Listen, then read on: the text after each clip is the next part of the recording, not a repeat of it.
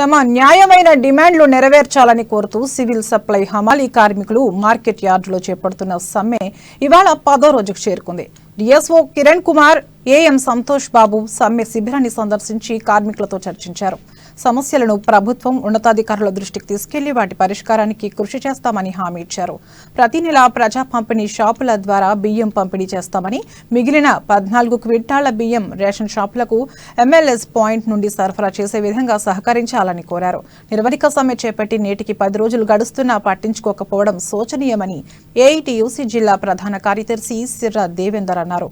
Civil supply హమాలీలు గొంతెమ్మ కోరికలు కోరుతారని స్పష్టం చేశారు. డిమాండ్లను వెంటనే పరిష్కరించి జీవో అమలు చేస్తే ఈ క్షణమే సమ్మె విరమించడానికి సిద్ధంగా ఉన్నారని డిఎస్ఓకు తెలిపారు.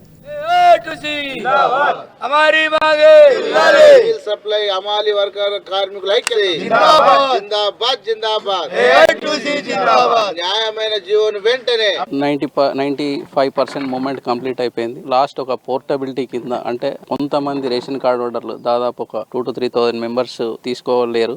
వారికి సంబంధించినటువంటి రేషన్ ఒకటి మిగిలిపోయింది. దాని యొక్క మూమెంట్ కోసం రిక్వెస్ట్ కోసం వీళ్ళ దగ్గరికి రావడం జరిగింది. వాళ్ళతో కూడా చర్చించడం జరిగింది. వాళ్ళ యొక్క డిమాండ్స్ వాళ్ళు తెలిపినారు. ఈ రోజుకు 9 రోజులైంది సమ్మె చేపట్టి. ఇలా 10 రోజులైంది. సివిల్ సప్లై హమాలీ కార్మికులు ఏమైనా గొంతెమ్మ కోరికలు కోరడం లేదు. ఎగుమతి దిగుమతికి సంబంధించి 22 రూపాయలు ఉన్నది ఆల్రెడీ. దాన్ని ఒక 88 రూపాయలు పెంచమని అంటున్నారు.